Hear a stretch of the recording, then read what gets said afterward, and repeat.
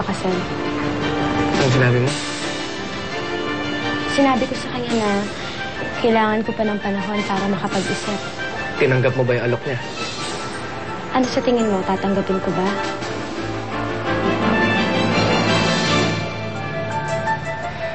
Kahit anong gawin ko, si Derek pa rin yung nasa puso ko. Sa tingin ko, Salve, dapat mong tanggapin yung inaalok na kasal sa'yo ni Lawrence. Ano? Magiging mabuting asawa siya sa'yo. Pero paano tayo?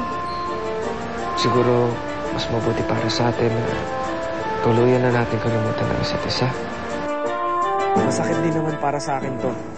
Pero ginagawa ko lang kung ano ang dapat. Si Lawrence ang boyfriend ko. Si Derek naman ang mahal ko.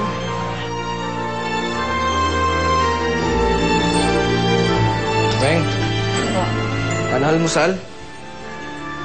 Weng, tapusin mo na itong ginagawa ko, tapos dalhin mo na kay Derek. Sige po.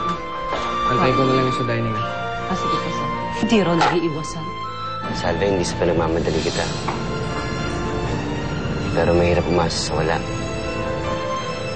Mas gugustuhin ko pang sabihin mo sa akin na ayaw mo pakasal. Kaya sama pa ako. Lawrence, oo. Magpapakasal ako sa'yo.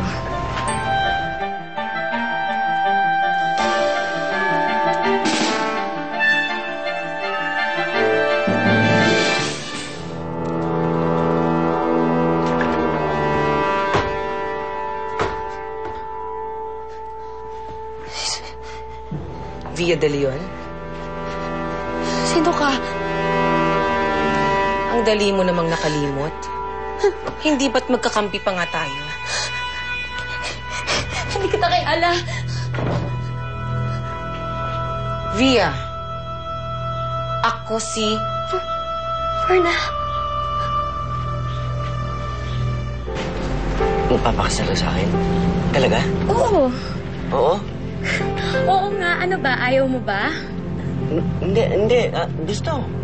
Gustong-gusto. Salve. Salve, mahal na mahal kita. Mahal na mahal. Mahal na mahal din kita, Lawrence.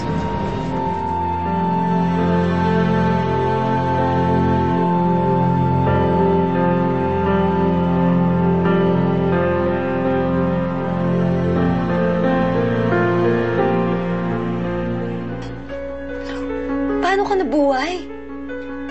Nakita ko sa balita na sumabog yung bahay mo.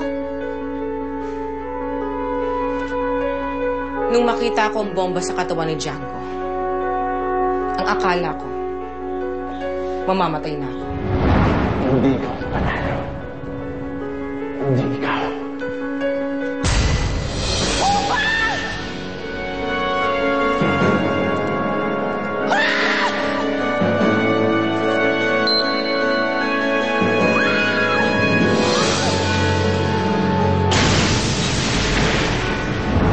Pero kung nagawa nila sa akin yun, hindi na ulit.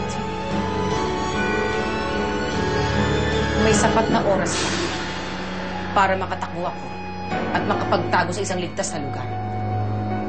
Nung sumabog ang bomba, nakalayo na ako ng banda. Tinamaan ako ng blast, pero nakaligtas pa rin ako. Pero naisip ko na mas mabuti kong iisipin ng mga pulis na patay na ako para mas madali kong gawin ang mga bagay na kailangan ko pang gawin. Kaya't hinayaan ko silang maniwala na kasama ako sumabog na bahay. But now, here I am, alive and well.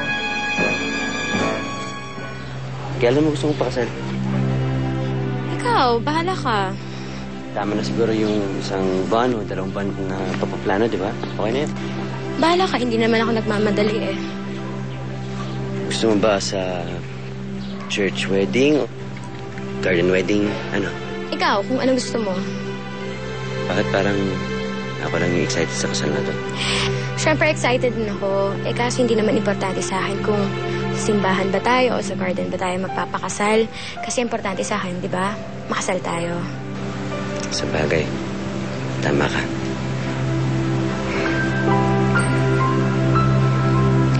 Hindi ako makapaniwala. Ikakasal tayo. Ako din.